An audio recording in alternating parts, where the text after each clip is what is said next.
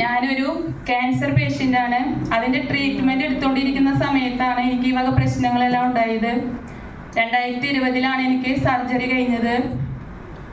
Chemo 8 എണ്ണം, 16 radiation, 17 injection, ട്രാൻസിസ്റ്റാമോബ് എന്ന് പറഞ്ഞൊരു ഇഞ്ചക്ഷൻ 17 എണ്ണം. അങ്ങനെ എടുത്തുകൊണ്ടിരിക്കുന്ന സമയത്താണ് എനിക്ക് ഈ വക പ്രശ്നങ്ങളൊക്കെ ഉണ്ടായിരുന്നത്. എനിക്ക് ഇരുന്ന് കഴിഞ്ഞാലോ അല്ലെങ്കിൽ കിടന്നു കഴിഞ്ഞാലോ എഴുന്നേൽക്കാനായിട്ട് ബുദ്ധിമുട്ടായിരുന്നു. എഴുന്നേറ്റ് കഴിഞ്ഞാൽ നടക്കുന്നതിനും വളരെ ബുദ്ധിമുട്ടായിരുന്നു. എൻ്റെ സുഹൃത്തും ഞങ്ങളുടെ ബന്ധുവുമായ ആൻഡോ പീറ്ററാണ് എനിക്ക് പ്രോഡക്റ്റ് പരിചയപ്പെടുത്തി എനിക്ക് തന്നത്. അവൻ പറഞ്ഞു, അത് ഉപയോഗിച്ച് നോക്ക് ചേച്ചി, അതിൻ്റെ റിസൾട്ട് കിട്ടുമെന്ന് പറഞ്ഞു. ഞാനത് ഉപയോഗിച്ചു. എനിക്ക് ആദ്യമായി കിട്ടിയത് സുഖമായി ഉറങ്ങാനായിട്ട് സാധിച്ചു എന്നുള്ളതാണ്. ദിവസങ്ങളോളം ഉറങ്ങാതെ വേദനിച്ച് കഴിയുകയായിരുന്ന ഞാൻ, എനിക്ക് സുഖമായി ഉറങ്ങാൻ സാധിച്ചു. ഞാനതിൽ ആത്മാർത്ഥമായി അതിൽ വെള്ളം കുടിച്ചു, അതിൽ കിടന്നു, കയ്യുമ്മ കെട്ടി.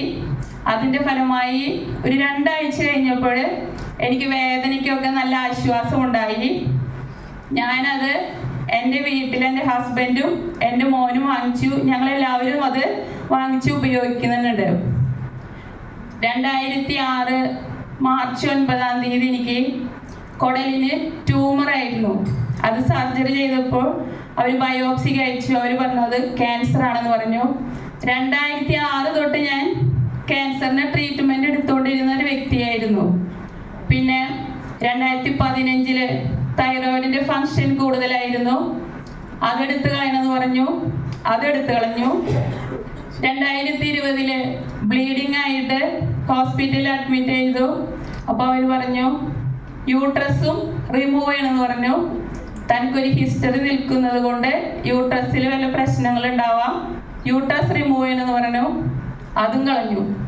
ആ സമയത്താണ് എനിക്ക് ബ്രസ്റ്റിൽ തടിപ്പുണ്ടെന്ന് ഡോക്ടറാണ് കണ്ടുപിടിച്ചത്, ഞാനല്ല. ഡോക്ടർ പറഞ്ഞു തനിക്കൊരു തടിപ്പുണ്ട്, ടെസ്റ്റ് ചെയ്യണമെന്ന് പറഞ്ഞു. FNAC ചെയ്തു. അത് കുത്തിയെടുക്കുകയാണ് ചെയ്യുന്നത്. അത് ചെയ്ത് കഴിഞ്ഞപ്പോൾ പറഞ്ഞു ക്യാൻസർ ആണെന്ന് പറഞ്ഞു. ഞാൻ സമ്മതിച്ചില്ല. കാരണം 2006 തൊട്ട് ഞാൻ ട്രീറ്റ്മെൻറ്റ് എടുത്തുകൊണ്ടിരുന്നതാണ്.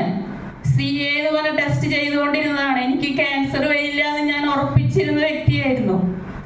ഈ CA കുത്തിയെടുത്ത് കഴിഞ്ഞപ്പോഴാണ് അറിയുന്നത് ക്യാൻസർ ഉണ്ടെന്നുള്ളത്. അപ്പോൾ ഡോക്ടർ പറഞ്ഞു നമുക്കത് കീറിയെടുത്ത് ടെസ്റ്റ് ചെയ്യാമെന്ന് പറഞ്ഞു. കീറിയെടുത്ത് ടെസ്റ്റ് ചെയ്തു.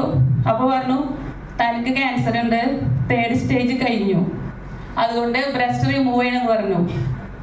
ഞാൻ സമ്മതിച്ചില്ല. പക്ഷെ ഡോക്ടർ എൻ്റെ അടുത്ത് പറഞ്ഞു അത് ചെയ്തില്ല എന്നുണ്ടെങ്കിൽ വേറെ പ്രശ്നങ്ങൾ ഉണ്ടാവും. ഇപ്പം 2 വട്ടം ക്യാൻസർ വന്നുവല്ലോ, അപ്പം അതും റിമൂവ് ചെയ്തു. ശരീരത്തിൽ യൂട്രസ് എടുത്തളഞ്ഞു.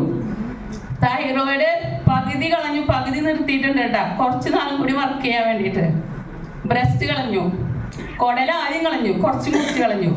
പക്ഷെ ഞാനുണ്ട് കേട്ടാ, ഞാൻ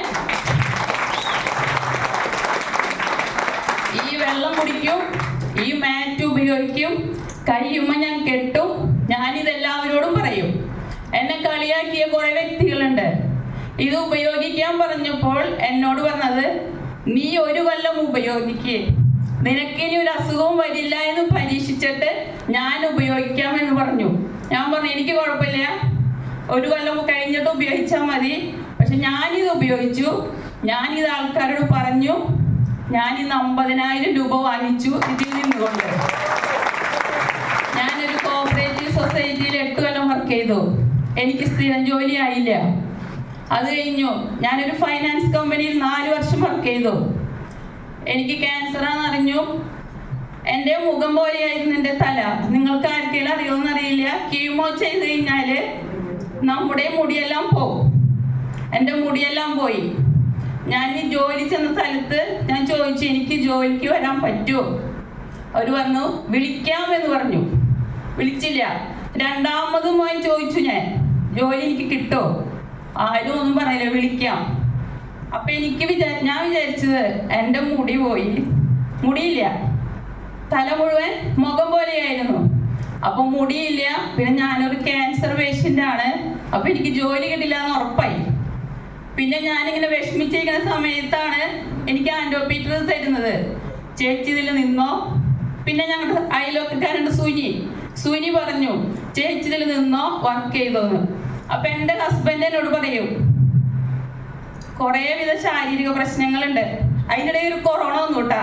കൊറോണ വന്ന് 1 മാസം അഡ്മിറ്റായി ഹോസ്പിറ്റലില്. എൻ്റെ കൂടെ എൻ്റെ അമ്മയുണ്ടായിരുന്നു. എൻ്റെ അമ്മ മരിച്ചു, ഞാൻ മരിച്ചില്ല. എന്നെ തിരിച്ച് വീട്ടിലേക്ക് വിട്ടു. ഞാൻ വീട്ടിലേക്ക് വന്നു. അതിനുശേഷം പുറത്തേക്ക് ഇറങ്ങാൻ പാടില്ല, ഇമ്മ്യൂണിറ്റി പവർ എനിക്കില്ല എന്നാണ് പറയണത്.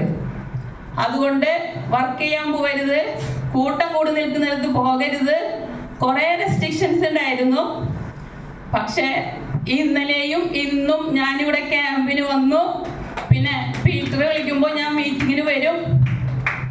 തീരെ പറ്റാത്ത സമയത്ത് മാത്രമേ വരാതിരിക്കുള്ളൂ. എന്നാലും ഞാൻ ഇതിൽ വർക്ക് ചെയ്യും. ആത്മാർത്ഥമായിട്ട് ഞാൻ കാശുണ്ടാക്കും.